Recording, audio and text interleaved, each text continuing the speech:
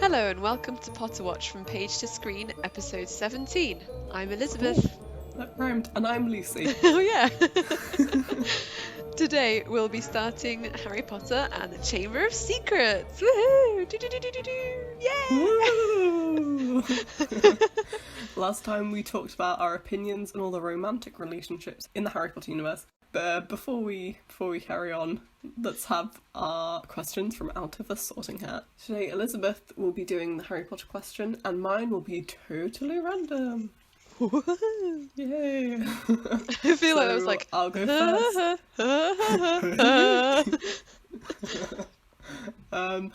Okay, my question is kind of boring, but my You question always is, say this. Stop doing yourself down. Your question will be great. Thank you. My question is, would you rather be bald or always have a really bad haircut? Oh, bald, definitely. 100%. Like, hands down. I've always wanted to go bald. Like that would be a positive choice for me. And I've asked Roman because obviously I'm like, you don't have complete 100% say in my hair, but I'd like his opinion.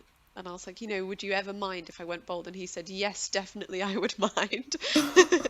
And I was like, fair enough. I was like, would you mind if I did it, if one of my friends or family members ever got cancer, could I do it and donate the hair? Because that I've always wanted to donate hair to something, but my hair doesn't grow long enough to just cut it short. Right. I'd have to shave. And it's one of the reasons why I would like to go bald, is because I'd have to cut it very short.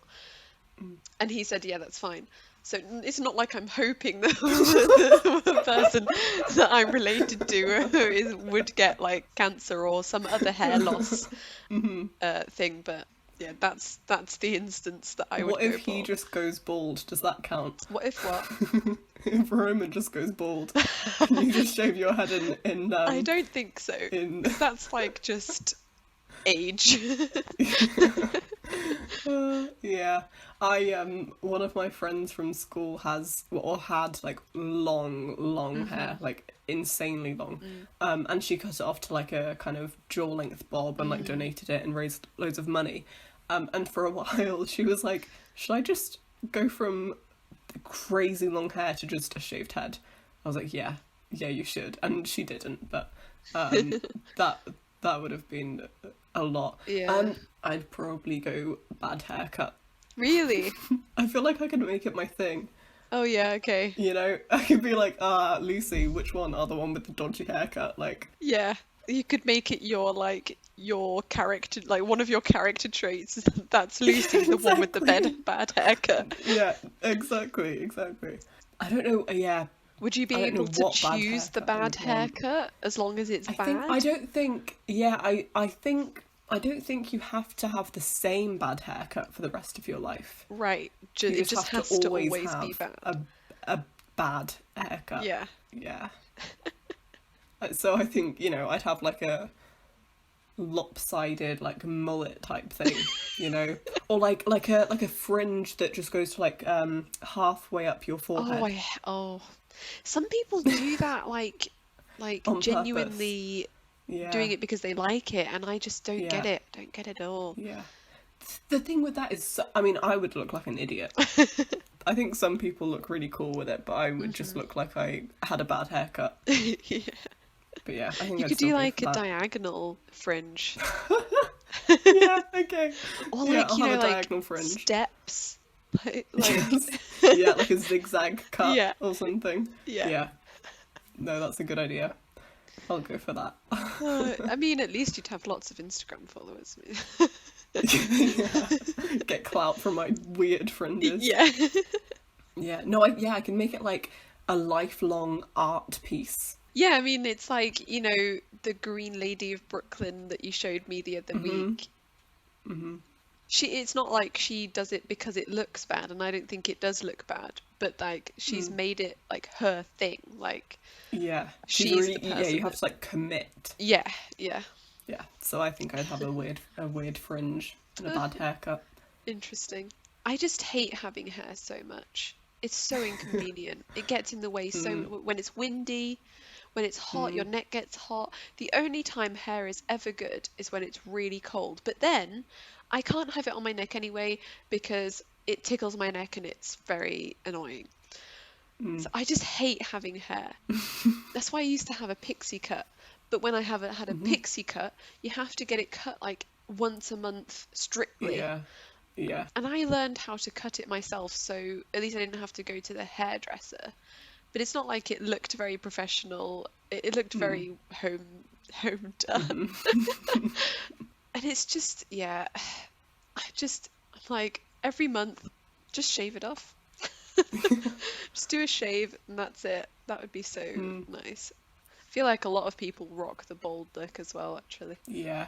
Oh, and especially, well, in this Would You Rather, it's completely bald, but people who shave it have, like, Just fuzz. half a centimetre, Yeah. and then, like, dye it, like, cool, like, patterns and stuff, and, like, different pictures. Yeah. You have, like, flowers and stuff. It's really cool. Yeah, yeah. Also, I'd have to go completely bald. Mm. Yeah, I'd still probably go completely bald, to be fair. But yeah, I'd prefer to do, if I did it in real life, I'd do like a Yeah. very short buzz cut. Nice. Cool. Oh, I have Wow. to do a question now, don't Oh, yeah. I was, like, ready to move on. I? Yeah, me too. Okay. Oh. Sorry. I was surprised because I forgot that I ever wrote this question. Oh. If you could choose any Harry Potter character, alive or dead, to come and live with you, who would it be and why? This has to be forever. Forever? Yeah, until you die. Oh. See, my immediate reaction was Mrs. Weasley because she'd, like, cook nice meals and stuff. Yes. But that would feel like living with my mum forever. True. Like, if I have to live with her forever, I think I would rather it be someone kind of roughly my age, so it's more of like a roommate situation than a like parent or, you know. So That's maybe... a good point. See, I would go like the other way, like maybe choose like Teddy Lupin because Oh, yeah. then he'd just be Matilda's little brother. Yeah. And you can like, I think the rule would be like you can choose their age and then they Choose just the age age. up from there. Okay, so I could choose like one of the Marauders at my age. Yeah, you could choose it at Okay. your age or you could choose it at like adult age, you know, and then they would just start aging from there. Yeah. So if you chose Molly Weasley, to be fair, she might only live for like 20 years anyway. Oh, that's true. I could choose Molly Weasley now. She could cook for me for 20 years and then die, and then I wouldn't have to deal with her anymore. Yeah, actually- but I I mean, don't know. it's kind of presumptuous of me. I don't know how long she would live. I guess, and wizards live longer than muggles. Muzzles. So yeah, but Maybe like one of the Weasley kids. I don't know. Maybe like Charlie. yeah. He seems like someone kind of chill who I could live with forever. Yeah. That's a really hard question. It is I a don't hard know. question. I think I would definitely choose, but I would definitely choose a child because that would just be the easiest thing to deal with. But I don't know, because I think, again, like another rule would be like they have to be that age at some point in the books. Right. So okay. I couldn't choose like James as a baby. You could choose Harry as a baby, or Okay. Oh, I see skip what you 12 mean, years, yeah. skip 10 years Yeah. and choose him as a 10-year-old, but you couldn't choose him as a 5-year-old. I see. Does that make sense? Okay. Yeah. So that maybe makes I would sense. choose Harry because like then I could be in Harry Potter. I could like, yeah, I'm going with that actually because then I would like Oh be yeah. like, so, right, I'm gonna be the new Dursleys. I'm gonna, you know, I'm gonna Yeah. treat Harry right. I'm gonna give him the life he deserved. Yeah, I'm going with that one. Okay. Okay, Oh, so they done. like if it's like Harry, he still like goes off to Hogwarts. It's not just like Harry Oh yeah, yeah. living in the. Okay. It would be like you know, so if you chose James in James Potter as a teenager, he would be going to Hogwarts currently. Like, it would automatically make Oh, Harry Potter but a then I would real only thing. see him in the summer and maybe Christmas holidays. True, but then when he grows up, you'd either have to move in with him and Lily, or him and Lily would have to move in with you. And also, I was saying that as if I don't have like 4 months left of school, Yeah, and I was going to put him at the same age as me, so true. that isn't very useful anyway. I don't know. You're in an awkward no, position okay. because I'm in a No, I know, position I to know. have like to be able to have a child. child. Yeah. Yeah, Dean Thomas. Okay. For sure. Dean Thomas. All right. So why Me Dean living with him Thomas? and Seamus. Oh, Like, yeah. I third wheeling. Yeah. I can see that he- actually. I can really see that. You would fit that vibe definitely. Yeah, I feel like if I went to Hogwarts, that would be my trio. I like to think I'd be friends with the Weasley twins, but it would be me, Seamus, me, Seamus, and Seamus. Seamus, me, Dean, and Seamus for sure. Yeah, I he would just just seems like such a be chill with person. like the non-characters in Hufflepuff somewhere. You know, Oh, yeah, the that's true. never Have you- mentioned There's characters. there's a play, I think it's a musical, that is called I can't remember what it's called, but for short it's called Puffs. And Oh, it's I've heard of this. it's like Harry Potter told from these random Hufflepuffs point of view. Yeah. I've never seen any of it, but yeah, I'd be like the main characters in that, if we're being honest. Yeah. But yeah, no, a Dean for sure. And Puffs, he'd be or 7 be- increasingly eventful years at a certain school of magic and magic. Mhm. That's what it's That's- called. That's such a great title. Yeah, I'm gonna Yeah, write that to link Mhm. at the end. That's a good idea. Yeah, I'll live with Dean, and he's the same age as me. Okay, Yeah, I think that could work. I can deal with that. nice. Nice. Okay, so I have Harry Potter as a child. I wonder how that would work. Like, if both of us did that at Oh. the same time, what that would like mean. Mm, That would be interesting. break the space-time continuum. Yeah. Yeah. Maybe we would be forced into different time zones and we Time- would never see yeah. each other again. Yeah. Different, like, alternate universes. Because you would be, I mean, we'd both be older, but you would be, like, when I was my age. Wait, no. That doesn't know it. Yeah. No. Yeah. You would have to be, so if I had baby Harry, I would either have say to you're- age up considerably, or you would have to age down to a child, like a baby age, and you'd have to start all over again. And then, so I would be like Yeah. 23, and you would be a baby. And that would be the gap, like our gap would be, instead of 7 years, it would be like 20 years, 23 years. Yeah. I don't know. I can't remember how old Lily Yeah. and Yeah. James. But by the time. Yeah. Interesting. Yeah. Okay. Anyway, I think that's for a different discussion. Yeah, I'm not even quite sure what is going on. Yeah. But you would choose Dean, I would choose Harry. Hmm. Nice. I think that works. Yeah. What a weird question. I didn't realise that it would be so weird when I wrote it, I think. Yeah, no, that seems like quite a normal question. Yeah. But now thinking about the fact that we're like messing with the ages, yeah. Yeah. Okay. All right. So now that we are done with the sorting hat, we will start with Chamber of Secrets. Woo. Okay. So, do you want to like share why you are so? Because I feel like this is your book. Do you want to share why you are Yeah. personally so excited? Because I'm kind of indifferent with this one. Okay. Yeah. No. This book, like, yeah. Okay. Fine. Like, I kind of always forget about it, to be honest. Like, it's nice. I haven't read it in like years and years, so I'm quite excited actually to be able to Yeah. probably I go never through it all. reread the second one. No. Just I randomly. do remember when I was about 9, like reading it all cover to cover in one go. For the first Just time? like skim reading it. No. I spent ages. Like first time reading all of them, I really like took my time and did like a chapter a day. But yeah, I just remember just reading it all.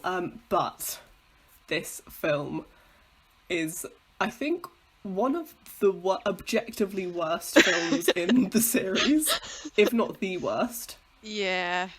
I think But a lot I of people love would it. say that, but I love it so much. And the reason is, for a while, I was only allowed to watch 1 and 2 because they were the, like, very family friendly, very PG, like, family adventure movie ones. So for a good few years, whenever I could pick a film, whenever I could watch a film, I just watched Harry Potter and the Chamber of Secrets. Harry Potter and the Chamber of Secrets. And I would just watch it on repeat. And there was a point where I could quote the whole movie. And I did that thing where when you're bored, you just like close your eyes and like watch the movie in your mind. yeah. See, I could do this with number 3. And my mum would hate watching number 3 with me because I would just be reaming off like a line after line after line. She's like, is there one bit that you don't know? And I say like, I don't think there is. Yeah, no, I think I may have told you about this, but there was this one time I went to a friend's house and she was like, oh, what movie do you want to watch? Like kind of just being polite, thinking we'd like talk about it. And I was like, let's watch Harry Potter and the Chamber of Secrets. And so this is not a discussion. Yeah, exactly. And then we went up to bed, and normally at a sleepover you like have a chat and like talk about who you have a crush on, or, like, you know. It's like hardcore Harry Potter viewing. Yeah.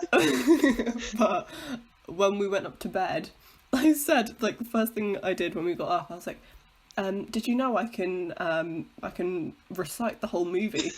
And she was like, oh, that's interesting. I was like, you don't believe me, do you? Let me prove it. And so I sat there, actually I was lying in my little camp bed on the floor, and I recited the whole movie. The whole thing? The whole thing. That, like, poor girl, we weren't really friends after that. I wonder why. Yeah. What a coincidence. I don't know what like possessed me to do that as a kid. I don't know why I didn't think that this girl who like didn't really show much interest in Harry Potter. I guess you were just desperate to like prove that you could do it. Yeah, I think that is like one of the kind of traits I need to work on, is like I'm like, oh, you don't believe me, like I swear I can, like, yeah, I do it. prove it. I do that all the time. Yeah. I feel like a lot of people dumb me down in their minds. I don't know. Yeah. And so I'm constantly trying to. It's like, you know, when your Sorting Hat says, "And a thirst to prove himself." To prove yourself. And I'm like, that's me. Yeah, which is the Slytherin in me. Yeah. I say this all the time. I'm such a Slytherin, but like with Hufflepuff values. Yes. Yeah. And it's very confusing. Yeah. But yeah, sorry Jennifer about that. Hope we can work it out at some Shout point. out to Jennifer. Yeah, shout out Jennifer.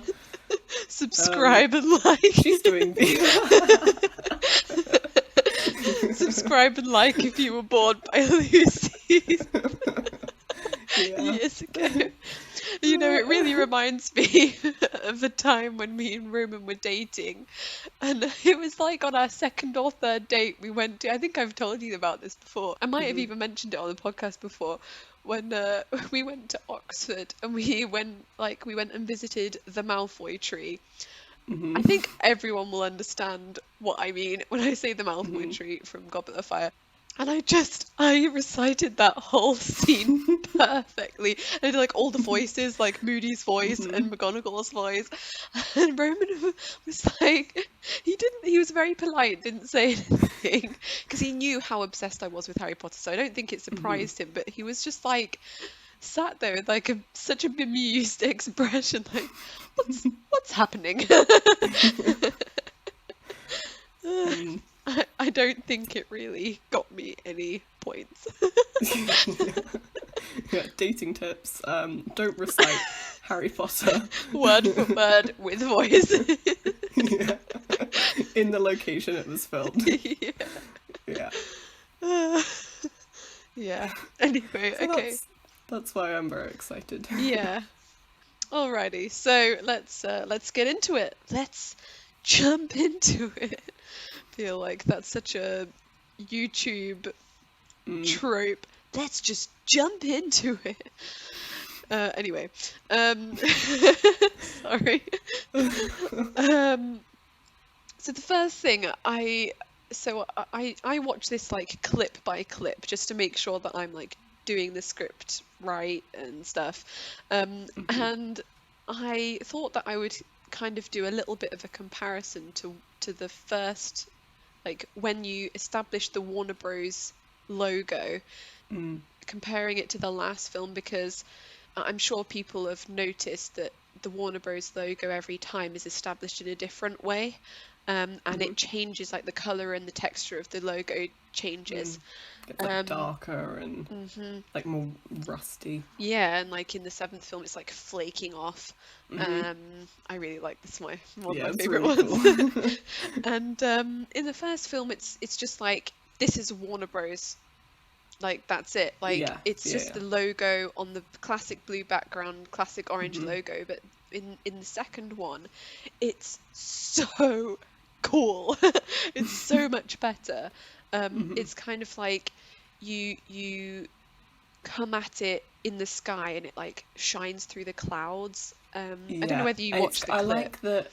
Yeah, I watched it today. I like, what I like about it is that it's like referencing the classic Warner Brothers logo, and yet that like became the Harry Potter it was titles the thing. Yeah, because like after it does come with the Harry Potter title as well. Yeah, I agree. And then what's lovely about that as well is that because you're in the sky, you get this really lovely sprawling, like shot of the sprawling network of houses in Privet Drive. It's so well done, and you like come in and it's Harry Potter, and it's a bit awkward, like CGI green screen, like it's a little bit awkwardly done, but for its time I was like, oh my gosh, I've never appreciated it enough, because I was directly comparing it to the first film. So yeah, I just thought that would be a nice little shout out for the film. Shout out to Warner Brothers. Yeah, because obviously like and subscribe.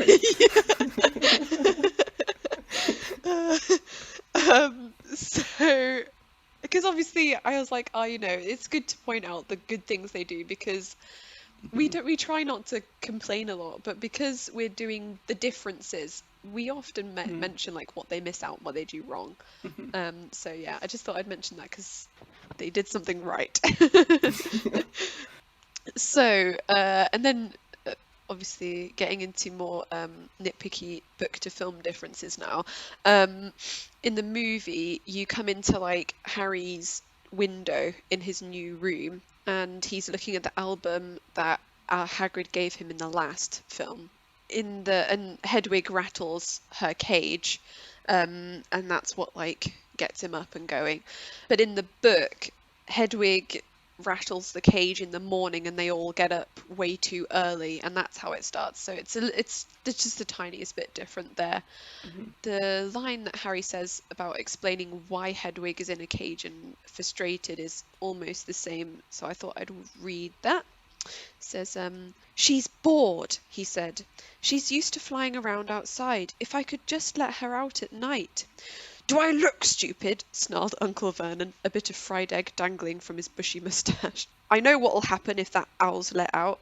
So obviously in the film you get like if I could just let her out for an hour or two. I don't know why it's so funny to me, because as you say it, I can like hear it and see it, and it just yeah. I have to like do like the timings right, otherwise it's like wrong in my head.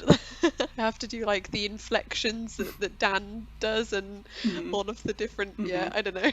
I'm really nitpicky about that kind of thing.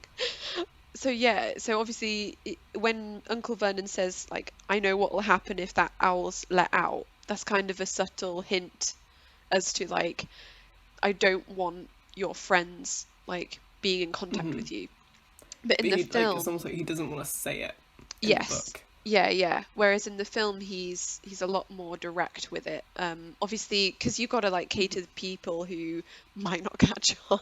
I don't know, or like kids who are Yeah, watching it as well. So he says, yeah. so you can send messages to your freaky little friends. No, sir. No, sir. Yeah. In the book, we see the extent of the Dursleys' fear of magic, which really is like I would say is more or less 100% omitted from all of the films. It's just like a tiny bit, so maybe 90% omitted. But the Yeah. full extent of their fear is not really explored in the films, I feel.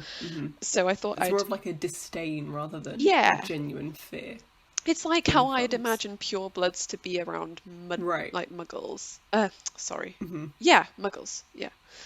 Is how they're like in the film, but they're actually like afraid of it. So I thought I'd read that little passage from the book. It says, Dudley, who was so large his bottom drooped over either side of the kitchen chair, grinned and turned to Harry. Pass the frying pan. You've forgotten the magic word, says Harry irritably. The effect of this simple sentence on the rest of the family was incredible. Dudley gasped and fell off his chair with a crash that shook the whole kitchen. Mrs. Dursley gave a small scream and clapped her hands to her mouth. Mr. Dursley jumped to his feet, veins throbbing in his temples. And I'm just going to share what Uncle Vernon says. What have I told you? Thundered his uncle, spraying spit all over the table. About saying the M word in our house. How dare you threaten Dudley? I warned you. I will not tolerate mention of your abnormality under this roof. So it's quite a lot more extreme. Which I think this is one of those times where it kind of works. Like it's one of those times where we keep on saying, like I think we'll repeat this many a time. Like this works more in the book, but I don't think that would work very well in the film because it's just too Yeah. strange, I guess. Because you don't get a lot of like Dursleys establishing in the films, Yeah. whereas in the book it's kind of like a step up, like Build. yeah, a Yeah, build. yeah, yeah. That's right. Yeah, a build. That's the word I was looking for. Yeah, like there's not much time for the Dursleys, and if they were, it's like what you were saying about Sirius Black. Like they picked his best bits, so he looks like a wise old man rather than like a super erratic Goofy. child. Like they can't Yeah. put loads of bits where they just look like completely crazy, because then that will be what their characters are. Yeah. Yeah. Definitely. And then, as always, obviously you don't need this in the film, so we don't get it. But as always, we get the obligatory recap that J.K. Rowling seems to think is very necessary. This always bothers me in Yeah, the books. I love it and hate it at the same time because I'm like she like gets more creative each time. Like in the Otherwise she'd seventh one, be. it's like with the seven Harrys, and it's like he could see his messy black hair reflected back, and it's like it's the seventh book. You don't have Yeah. to explain that Harry Potter has messy black hair. Yeah. Yeah, if someone's going straight in with 7. Although, to be fair, my dad read the 3rd book first. And like, he often says the 3rd is his favourite because he read it first. Yeah, true. And I have like my father-in-law, he was like, if I were to ever read Harry Potter, like just one of the books, which one should I read? And I was like, and I recommended the 4th one because I thought that was the most like, I thought it was kind of like a murder mystery. Like I thought it would be interesting on It was like a the lot of least Harry different. Pottery almost. Yeah, exactly. Yeah. Yeah. It's like if somebody were to ask me what anime to watch, I would say Death Note because it's the most Western. So it's like the one that they would like the most. Like most accessible. Yeah, exactly. So that's why I recommend the 4th one. So I guess for him, he's not very familiar with the films, so that might be useful. So I don't know, but yeah, it's like a whole. I did like a whole like highlight of it and then just Yeah. put recap in massive capital letters because it's like a good page and a half of just recap. Nice.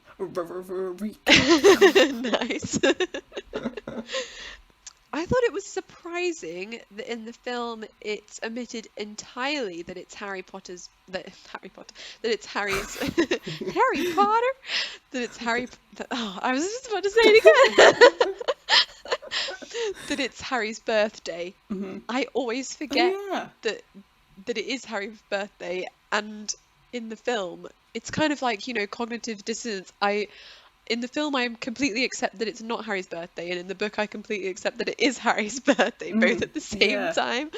I didn't even think about the fact that they missed that out. Yeah, same. Yeah, I thought that was quite interesting. Obviously, it takes up a lot of time. So in the book, like he mentions it and goes off on a whole like tangent about it because he's quite sad. So I thought I'd read that. The Dursleys hadn't even remembered that today happened to be Harry's 12th birthday. Of course, his hopes hadn't been high. They'd never given him a proper present, let alone a cake. But to ignore it completely. So I thought, again, like, they've never given him a birthday cake. Like, let's just let that sink in. They've never given him a single proper present. It's kind of gross. I don't know. It's crazy. It's also really sad that his birthday happens to be in the summer. Yeah. I wonder if like, J.K. Rowling did that. Like, I know his birthday is her birthday, isn't it? Yeah, it is. Because she wrote Harry because she relates to him, I think. So that's why. But I wonder if like that was another reason. Like, it's just sucks that he has to spend his birthday with the people he likes the least. Yeah. For most of the years. Then we have like a bit of a similar scene right after Uncle Vernon. So we've gone through all of that. We've just skipped over all of that. And it's from, so you can send messages to your freaky little friends, no sir. And we're back now to the next bit in the film. Does that make sense how I explained that? Yeah. So they then go on about the plans for the evening for their guests, and it's not really explained why they're having guests. So I thought I would say that because like people who watch the films don't know. So Uncle Vernon is he's working for a drill company called Grunnings. And which I don't know why, but the name is just, everything about it is just so boring. And he's quite a big shot in this company. It's kind of implied in the first film, the first book. I get that vibe anyway. And he's got this big shot builder around who he's hoping to get a massive order of drills from. So that's who this guest is. I remember actually, I don't remember reading the book for the first time, but I remember then watching the film afterwards and going, I didn't realise that he was actually like, that he wasn't just like a family friend, or like, I thought they were just family friends or something. Yeah, it was weird for me. So I just thought I'd read the little bit that's kind of familiar to the film. Oh, and the little bit before it when Harry gets his hopes up that he's getting something for his birthday after all. So it says, at that moment, Uncle Vernon cleared his throat importantly and said, "Now, as we all know, today is a very important day." Harry looked up, hardly daring to believe it. "This could well be the day I make the biggest deal of my career," said Uncle Vernon. And then he goes on to say, "I think we should run through the schedule one more time," said Uncle Vernon. "We should all be in position at 8 o'clock. Petunia, you will be—" "In the lounge," said Petunia promptly, "waiting to welcome them graciously to our home." Sorry, I just love the way she does that line. Yeah, she delivers it perfectly. Yeah. And this next line too. "Good, good. And Dudley? I'll be waiting to open the door." Dudley put on a foul, simpering smile. "May I take your coats, Mr. and Mrs. Mason?" They'll love him, cried Aunt Petunia rapturously. Excellent, Dudley, said Uncle Vernon. Then he rounded on Harry. And you? I'll be in my bedroom, making no noise and pretending I'm not there, said Harry tonelessly. Exactly, said Uncle Vernon nastily. So, and we get, like, it repeats with another scenario that Uncle Vernon has planned. But I thought I'd read that one because that one was the one that they use in the film. But yeah, I love the I personally love that they changed it to I'll be in my bedroom making no noise and pretending I don't exist. Yes. I just think it's hilarious. Yeah. I think it's so much better. Yeah, I like that too. I think it's a lot more snappy, a lot more sarky. Yeah. So I also wanted to read this really like extra. This is one of my favorite bits about this chapter in this first chapter. So I just thought I'd read that. Now, this is Uncle Vernon speaking. Now, we should aim to get in a few good compliments at dinner. Any ideas? And then Dudley says, how about we had to write an essay about our hero at school, Mr. Mason, and I wrote about you. This was too much for both Aunt Petunia and Harry. Aunt Petunia burst into tears and hugged her son, while Harry ducked under the table so they wouldn't see him laughing.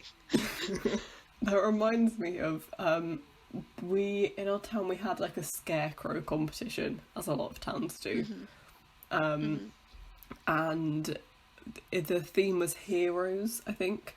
And so a lot of people did like NHS workers, like key workers, frontline workers, that kind of thing. Some people did like superheroes. And we didn't end up doing a scarecrow, but when we were like brainstorming, we were like, we should do the head teacher of the high school in the town. Because we just thought that would be hilarious. Like, could you imagine? I would find that so funny. He wears like a big jacket that says CEO on it. So I'm sure he'd love it. Yeah. That would be funny. That is very, it seems like the same kind of vibe that Dudley is doing here. Oh dear. It's just so extra, like it's so like, unbelievable. Yeah. Yeah. So we also don't get like what the Dursleys are like hoping for by the end of this evening. So I just thought I would read some bits about that as well. So it said, the Masons don't know anything about you and it's going to stay that way. So I thought that was a good little like snippet to add in, because it wasn't really like, it was kind of implied in the film, but that's very conclusively saying they don't talk about Harry. Nobody knows that Harry exists. He is just not in their house. Yeah. As far as the Masons are concerned anyway. And I would guess that it's like that with most of the people that the Dursleys know. And then there's this little bit where they're all excited about all the money that they're going to get from this deal. So he says, I'll have the deal signed and sealed before the news at 10. We'll be shopping for a holiday home in Mallorca this time tomorrow. Harry couldn't feel too excited about this. He didn't think the Dursleys would like him any better in Mallorca than they did in Privet Drive, which I thought was so sad, because it's like, like, it's Mallorca, like, it would be nicer, at least, but he doesn't think so, like... Yeah, he also probably wouldn't even go. He'd probably just end up with Mrs. Fig. True. Yeah, that's true. Yeah. Oh, that's so depressing. So obviously in the film as well, we don't get any of Harry's thoughts. So in the books, we get this kind of ream of thoughts where he kind of spirals. And he was worrying that, like, it had all been this, like, huge fever dream that he, you know, because he's not getting any letters. So he's just like, was that all just, like, in my head? Am I just crazy? And I just thought I had to read this little snippet from the end of the Ream of Thought. It says, he'd almost be glad of a sight of his arch enemy Draco Malfoy, just to be sure it hadn't all been a dream. I just find it funny that he describes Draco as an arch enemy. I was just about to say, I love how he's 11 years old and he's like, and he has an arch enemy, Draco Malfoy. And it's not Voldemort. Yeah. Yeah. school. Who just said some Yeah. nasty stuff. Yeah. It's Not like, even not very the like man well who like killed your crafted. parents. Yeah. Yeah. Yeah. Yeah. Hmm. It's a very 12-year-old way of thinking. Yeah. Yeah. Yeah. We get a glimpse of Dobby much earlier on in the book. So in the film, Hmm. obviously he appears when Harry goes up to his bedroom and the Masons are did as his guests when the Masons arrive, and he's just there. Whereas in the book, it says, here we go. Harry suddenly sat bolt upright on the garden bench. He's in the garden now. um, he had been staring absent-mindedly into the hedge, and the hedge was staring back. Two enormous green eyes had appeared among the leaves. So obviously we know that this is Dobby. We also see more evidence of the Dursleys just straight up child abuse. In this book, it's one of the worst cases, I think, Yeah. in this book. So I thought I would just read snippets of that as well. So the first bit I'm going to read is why he's getting punished, and then I'll read the punishment. So this is Dudley speaking. I know what day it is, Dudley repeated, coming right up to him. Well done, said Harry. So you finally learned the days of the week. And then Dudley gets mad at Harry, and Harry gets mad at Dudley, and to kind of get his own back on Dudley, he starts saying this.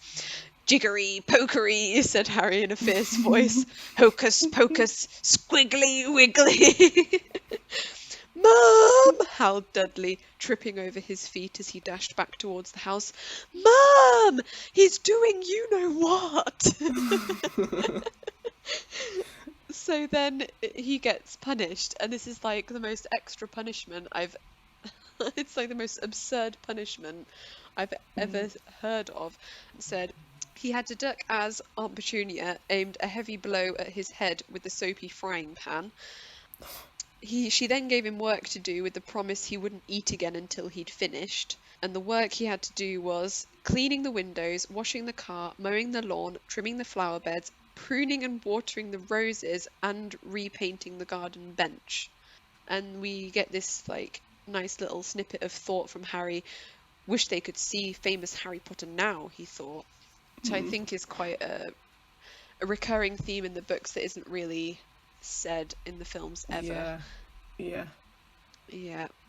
It's one of my favourite like fan fiction tropes is when Harry's talking to somebody who wouldn't know like one of the other Gryffindors, or like obviously I read Jerry sometimes, so like when they're talking or whatever, and they're like, what? But you're famous, like surely you were pampered. And he's like, no. Quite the opposite. Yeah. Literally the polar opposite of that. Like I would, it's like he's in jail. And it's kind of a segue to the next bit, but before that I just thought I'd read what happens after he finishes all of this work. So it says, it was 7:30 in the evening when at last, exhausted, he heard Aunt Petunia calling him, "Get in here and walk on the newspaper."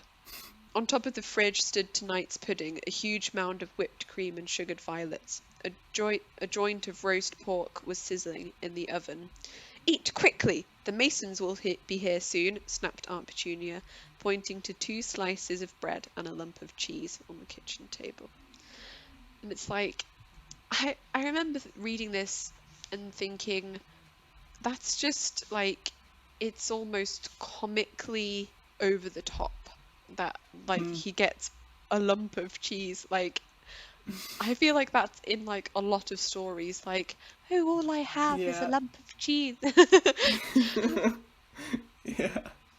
But I mean, maybe that's why Aunt Petunia thinks of it. She's like, that's what people get when they're not loved.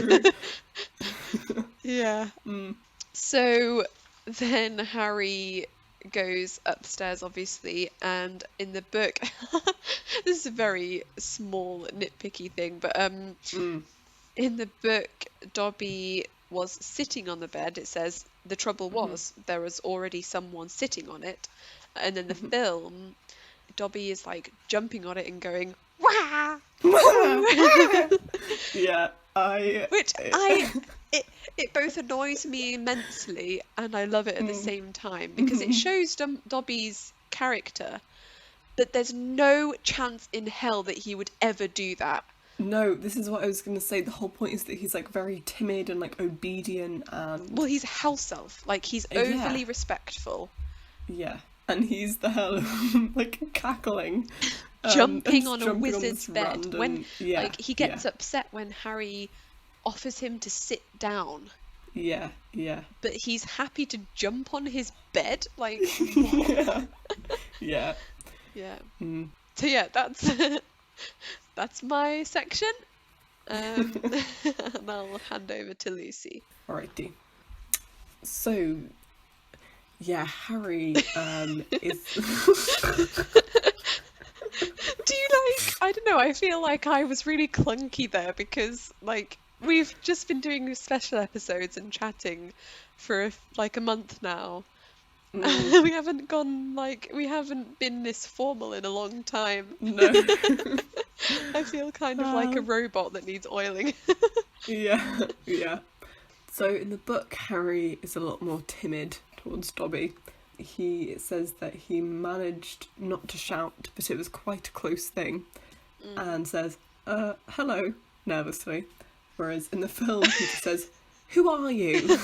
in quite an aggressive tone. Yeah. I kind of love that bit in the film. Who are you? Yeah, it's like really out of character. Yeah. But hilarious. Like the whole time he opens the door, some weird creature that he's never seen before. Yeah, imagine. Is on his bed. Like, it's not what are you? It's like, who are you? Not like, what are you doing? Like, why are you like what does your existence mean? Yeah, why are you here? It's just like, who are you? Like, I it's must quite have funny. like he probably is like not like, this is gonna happen all the time now, isn't it? I'm a wizard and I'm the most famous wizard on the planet. This rubbish has to happen to me now and I just have to deal with it. Yeah.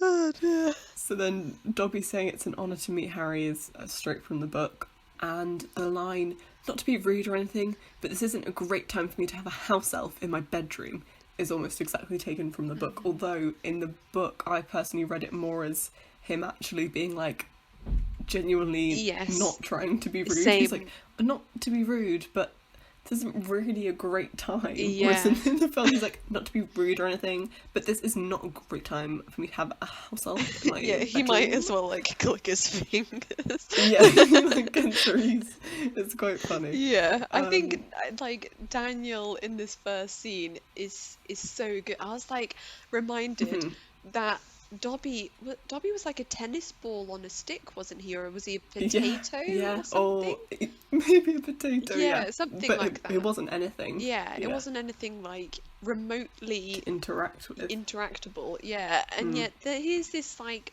how old is Daniel? Probably 13 or 14. 13. Yeah. Like, he does a flipping good job in these scenes, I think. Especially going from the first film, he's like grown a lot. Yeah, no, for sure.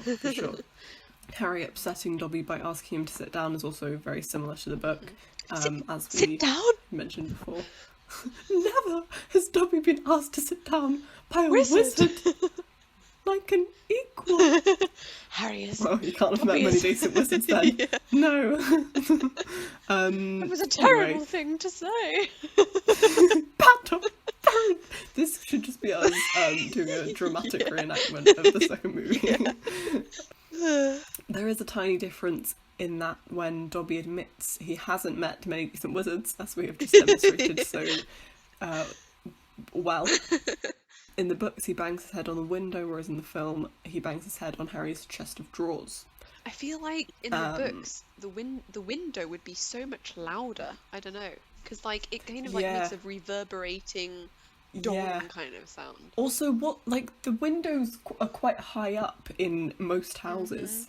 I think it's So like is because he he's standing like on something? climbed on the bed. I always imagined him climbing on the bed and jumping on his desk and banging on. Okay, Yeah, yeah, I don't no, know. that makes sense. As in the book, it's all from Harry's point of view. There's a word for that. I can't remember it. Anyway, in the film All we I can have think of is Vernon's POV. Harry. Perspective. There's something. There's something that's like select or like it's like there's like a. I'm saying like a lot, but there's an actual term for Right. I bet when my you mum have would a know it. selective and a narrow view because of a first person book. Anyway, in the film, because it's not 100% like that, we have Vernon's hilarious line, "Oh, don't mind that, it's just the cat." The people Which who is played the Masons are like perfect in that. Like, yeah, what? they like don't do What yeah kind of manic they cat don't do do you anything, have? and yet they do so much. Yeah, yeah. It's They bring it's so just much their to like those blank. scenes. Yeah, it's hilarious. Yeah, especially I Um, don't even remember the guy, to be honest. I only remember the woman. I don't actually remember there being a guy, to be perfectly honest. Because I do, but I have she watched. slays so well. Shout out to you, Mrs. Mason. Yeah. Um, I wonder. I so really want to then, know what her name is now. yeah, okay. Veronica Clifford. Shout out to you, Veronica Shout Clifford. out Veronica, Oh dear. our new favourite actor. Yeah. What else has she been in? Does it say? Let's see. I'll go on her IMBD if she has one. Yes, she does have one. Oh, Nice. I shout out to IMBD. Like and subscribe if you go on IMBD. I love IMBD. The Me trivia too. section, Yeah. amazing. Yeah. Shout out to you guys. She's been in Stan and Ollie. Oh, She was, but I quite liked that. yeah, she was, quote, elderly woman. Oh, nice. She was in Alfie, which stars Jude Law, and she was, quote, Okay. waiting room nurse. And Nice. then she was in Every Home Should Have One, and she was the role Hot Dog Girl. So I think I don't know. I mean, in Harry Potter, it's the only character she does with an actual name. Because it lists her as Mrs. Yeah. Mason, which I'm really impressed Right. that they do actually list her as that, because they never say Yeah. that. I don't think they say the No, name. I don't think they do. Yeah. Anyway, Oh, well, sorry about that. thanks, Veronica, for Yeah. your lovely performance. Yeah. Lifting this we also film get- from a 9 to a 10. yeah. When it gets to casting, Yeah. big check there. Veronica. We'll remember her. exactly. We get this lovely line from Harry in the books. He says, "And I thought I was hard done by staying here for another 4 weeks," he said. "This makes the Dursleys sound almost human." Yeah. Very nice. Very, very sad. Like, Harry, you've got it pretty bad too. Yeah. You have to say that.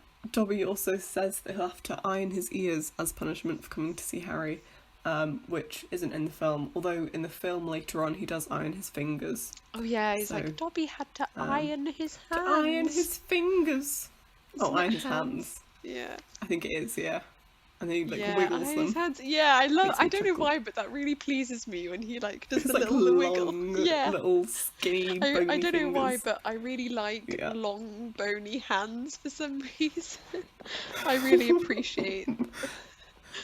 I know. Nice. I think it's just because I find like not just slim, but I find skinny people the most attractive personally. Like I hate muscle.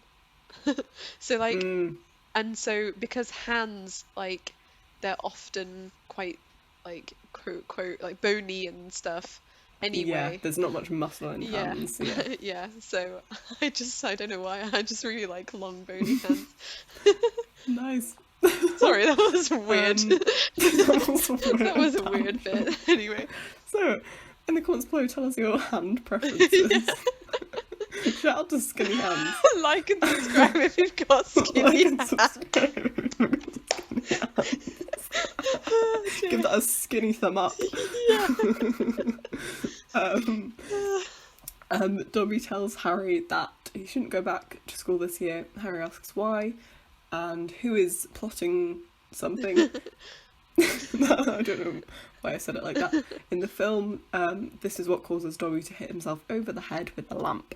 In the book, Dobby hits himself because he's about to reveal that there may be dark powers that even Dumbledore can't oppose. Ooh. By the way, I don't know whether it really annoys you. Well, sorry, were you about to say something? I was just gonna say, oh, I love this movie. I forgot. Yeah. Yeah, I mean, as I'm revisiting it, I'm realizing how much I actually do really enjoy this movie. It's got it's got loads of great bits in it. Yeah. I was just gonna say, I don't know about you, but it really annoys me that Harry doesn't think to like just say, "Oh yeah, no, okay, I'm not gonna go, fine," and then just go anyway. Like he could just go anyway. Yeah. That I see where you're coming from. Yeah, he'd just be like, okay. Yeah. Oh, great, and then just I feel like this would be one of those Tumblr posts that is about like why Harry Hogwarts isn't in Ravenclaw. Yeah, for sure. Like, why? Yeah, he could be like, okay, fine. Especially when he's about to drop the. But we'll get there. Spoilers. Yeah, spoilers for 10 minutes onwards. From then on, the film is nearly kind of identical to the book. Vernon comes in to tell Harry that he ruined his Japanese golfer joke. I really want racist he was being. I'm really curious because I was like, I think that's got to have some like racist rubbish in there. Yeah, I think I found the joke is, and surprisingly, it seemed unnecessary that the person was Japanese, but I don't think it was super racist. But he probably like did the accent and certain gestures to impersonate the different people. But yeah, it's not a very good joke. It's very of its time. Okay. Is it like one of those like a British Irishman and yeah, no, it's an American, a German man and a Japanese businessman are all golfing, and I mean hilarity ensues. Hilarity ensues. Exactly. That's the premise. Okay. So yeah, he comes in and says, "You ruined the punchline of my Japanese golfer joke." And Harry tells Dobby that he can't stay here because of the Dursleys. He says that he has friends at Hogwarts, and Dobby reveals that he's been stealing Harry's letters. Then Harry chases him downstairs, who knows why, and Dobby makes the pudding fly high into the air. Yeah. This is another bit that really annoys me. Why does he like put his hands out as if he's doing it? Harry, you're not Luke Skywalker. Like, you've got a wand. Yeah. I mean, granted, it doesn't really say this in the film, but his wand is locked away in the cupboard. Mm-hmm. But also when he's like slowly going towards it, you could just grab it quickly. Yeah. Like, but house elf magic is like insanely strong. So yeah, that's true. But he doesn't know that. Try something. Yeah, or just stay in your room. Like, keep the door locked and stay in your room. Yeah. Yeah. So then we have quite a big difference. In the book, Dobby makes the pudding smash onto the kitchen floor, and the Dursleys and the guests are in the living room, and then they come to find Harry covered in the pudding. Whereas in the film, he makes it smash onto the guest's head. This was a genius change. Yes. It's so hilarious. Yeah, it's so much better. Yeah. I'm so sorry, it's my nephew. He's very disturbed. He's very disturbed, yeah. Meeting strangers upsets him. That's why we kept him upstairs. So genius. good. I'm like, so wow, you Mad Lib hero. Like, that is a really amazing excuse that he just came up with on the fly. Yeah. Yeah. Yeah. Anyway. Yeah. Or you just be like, yeah, sorry, don't look, it was just the cat. He just knocked it over. The cat, in its superhuman strength, lifted the cake up and smashed it onto your... Oh, we just have a magic Jumped. cat. He's just magic. Yeah. Not yeah.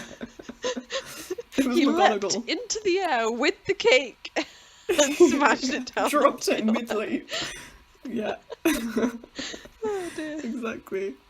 If we're to believe the book, in the film, Vernon would have probably got the drill deal because... This bit blew my mind. I was like, oh my gosh, he got the deal in the film. Yeah. Well, although in the film, is it a deal? Yeah, exactly. Yeah, true. So in the book it says, at first it looked as though Uncle Vernon would manage to gloss the whole thing over. Just our nephew, very disturbed. Meeting strangers upsets him, so we kept him upstairs.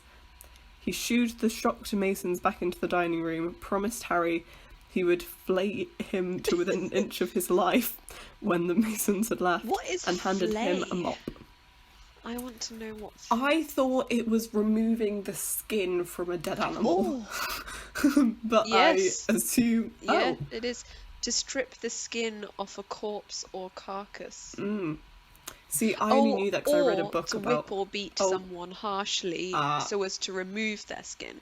Oh, okay. So it's like removal of skin in some way. Lovely. Thanks. I'm really glad that's that I looked that up. kind of graphic for a kid's Yeah. book. Anyway. Yeah, he says he would flay him to within an inch of his life when the Masons had left and handed him a mop. Aunt Petunia dug some ice cream out of the freezer and Harry, still shaking, started scrubbing the kitchen clean. And then it says Uncle Vernon might still have been able to make his deal if it hadn't been for the owl. So yeah, basically an owl comes in and drops a letter on Mrs. Mason's head and swoops out again. Mrs. Mason screamed like a banshee and ran from the house shouting about lunatics. Mr. I can Mason only stayed just long imagine enough- what that would have been like. Yeah, like to play out visually in a film. Yeah. Mr. Mason stayed just long enough to tell the Dursleys that his wife was mortally afraid of birds of all shapes and sizes, and to ask them whether this was their idea of a joke. So, I mean, that wasn't the best. Wasn't the best Scenario. outcome. Yeah. But yeah, that's a good observation of like if this, you know, if the film follows that, if it was a deal.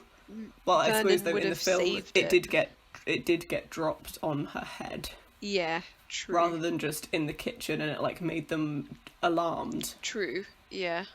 So I would probably say that if my wife had a pudding dropped on her head, No matter by how some, disturbed my host's nephew would be, yeah, I would I leave probably immediately. yeah. So You wouldn't stick Yeah. around for ice cream. exactly. Imagine No. on the car ride home just like scooping it off of your like chest and eating it Yeah. like, this is really good. Like Charlie and the Chocolate. Yeah, like thanks, it's delicious. Totally what I would do. So yeah. And so yeah, Harry it gets a letter from this owl that terrifies Mrs. Mason. And the letter reads, "Dear Mr. Potter, we have received intelligence that a hover." I was halfway through, I was like, that can't be right.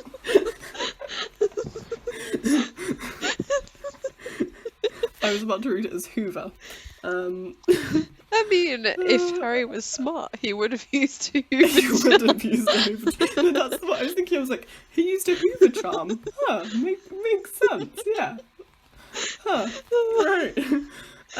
What it actually tummy. says is...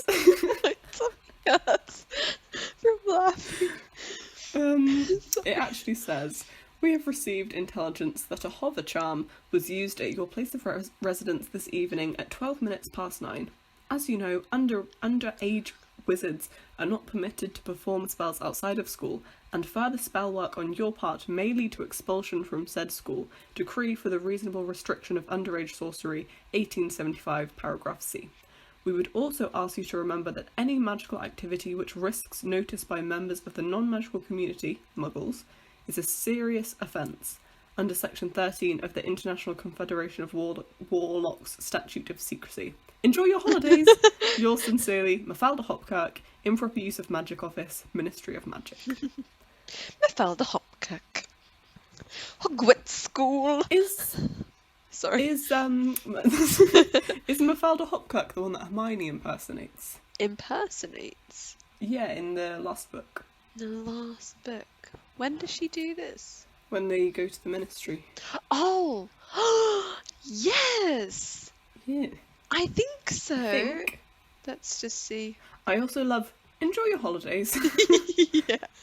I love, yes, it is Mafalda Hopkirk. Well done. Oh, nice. I love in the later book and film, hoping you are well, Mafalda Hopkirk. Yeah. Hoping you are well. Mm-hmm. Yeah.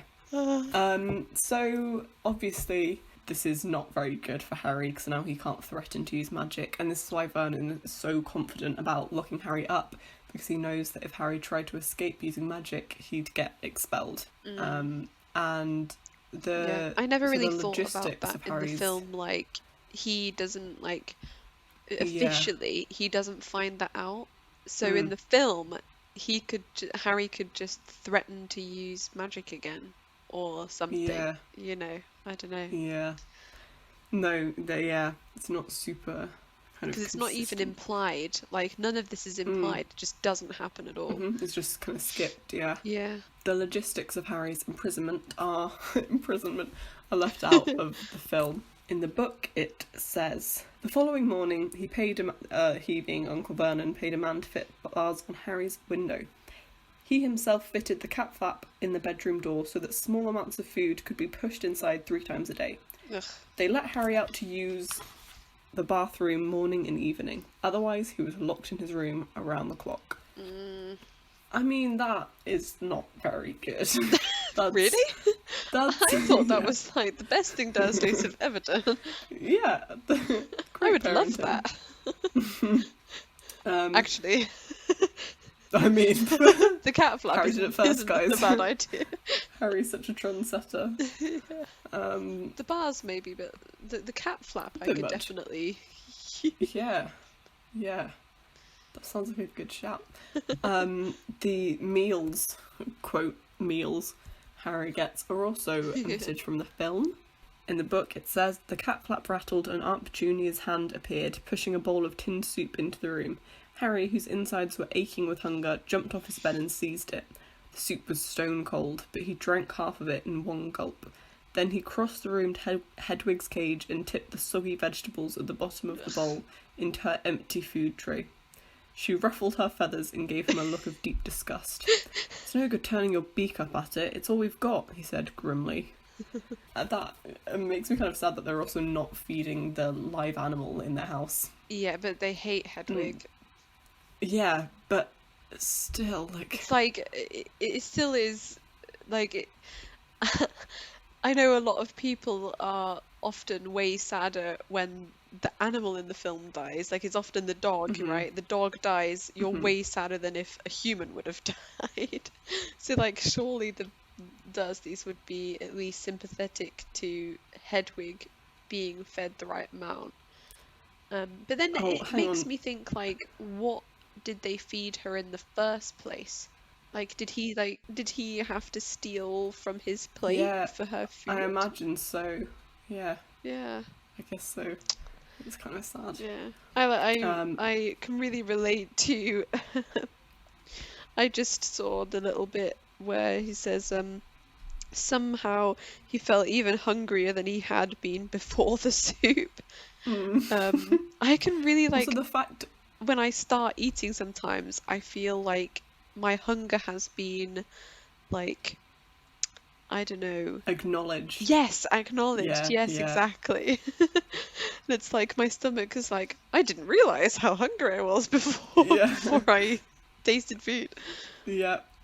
Yeah. But then the Weasleys come. Yay! Woohoo! Woohoo!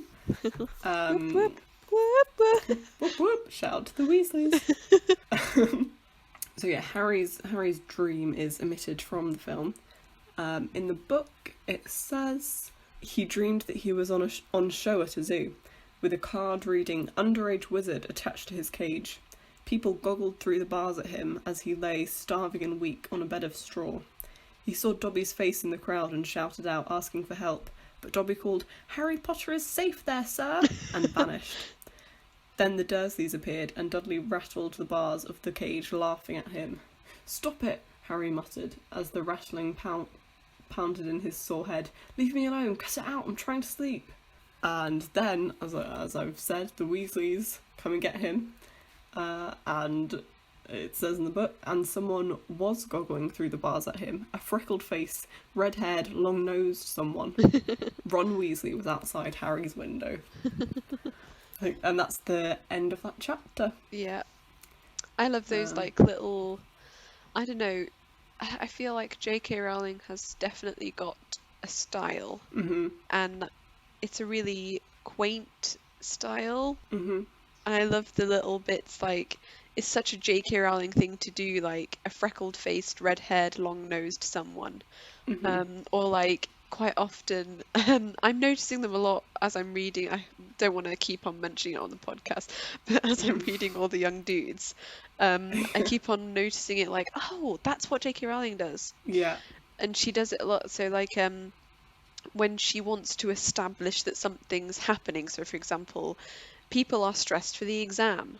So what effects are happening to the different people? And they'll be like, someone is doing this, someone is doing that, the other people are doing this, and Harry is doing this. She does it all the time. Like season changes, she does a lot, etc., etc.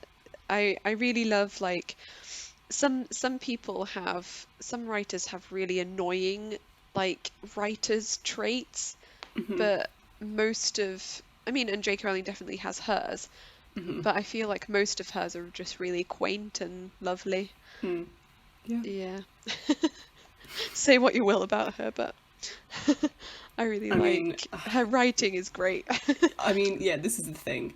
It's undeniable that she's not done too shabby for herself with her novel writing. Not too shabby. Not too shabby. She was only the first person to reach a millionaire through through book writing. You know, it's not all that bad. She only got like an 8-film movie franchise from it, and another 6-film spin-off, and refuses a play. to acknowledge the one canonically gay character, but it's fine. Yes. Well, no, actually, it's acknowledged it, just not as much as anyone would like. Yeah, I suppose well, yeah. Well, actually, no, it doesn't acknowledge it in the film. No. But the thing, like, we always talk about this, don't we? The bit with the Mirror of Erised, when he's like sees Grindelwald in the Mirror of Erised. I don't remember that being in the film at all, but it was in the trailer. No. Yeah. Queerbaiting. Yeah. Well, yeah, I think that's probably a good phrase to use there. Anyway. This is what me and Lucy do all the time. We barely ever get done talking about things because we just segue so much. Yeah. Oh dear. Yeah, there's not really anything to explore on the Marauders map this week because we're in the same place. Apart from maybe Harry's mischief new has room. been managed. Oh yeah. It's a new set for that. That's true. And it's fine. It's like a normal room. Also, I quite like it because it's like very plain. There's not a lot of very posters boring. and stuff. Yeah, very Dursley-ish. And I like that you see him add things to it as the films progress, and you see him put the Gryffindor banner and all that kind of stuff. I would say that it's just not messy enough. Like, it's constantly described in the film that he's a very, very messy person, and it's just like everything is strewn across his bedroom floor. But obviously that wouldn't be very nice to look at in a film. No. I love so I can see why they descriptions wouldn't do that, but...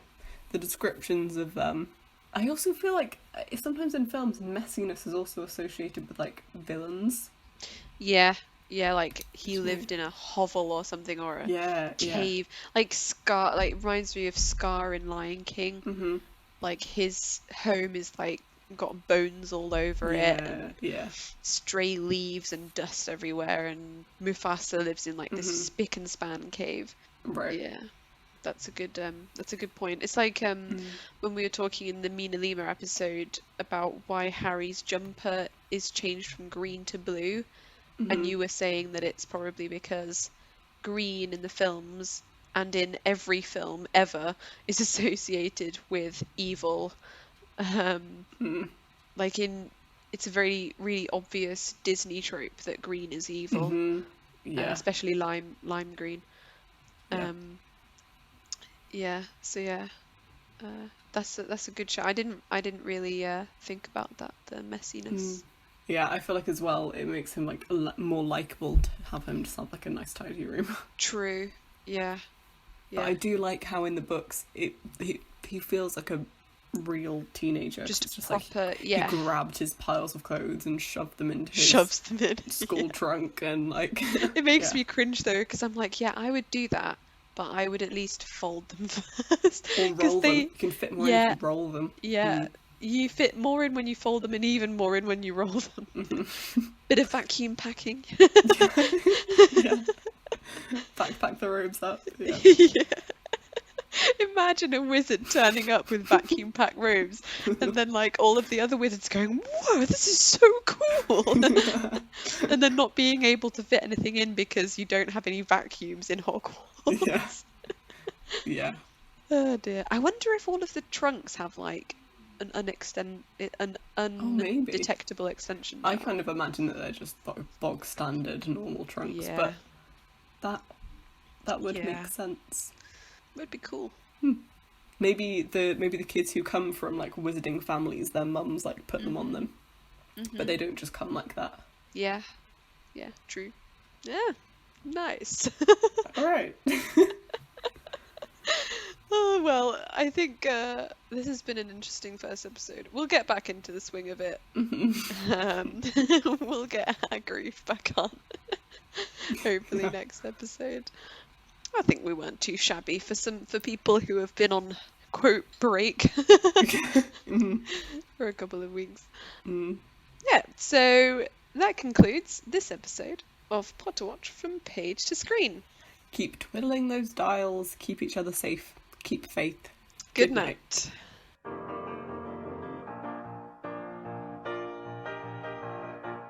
Today, mine will be the random question, and Elizabeth's will be completely random. No, Some- mine will be No, Harry no. Potter. Yeah. Music's coming from somewhere. Oh, what? What kind of music? It's on my end, definitely. It's your oh end. no, it's not music. Oh my gosh. Where is it? Oh dear. It's a spy movie my friend made that he sent me and I was watching it the other day and now I don't know where it's playing from.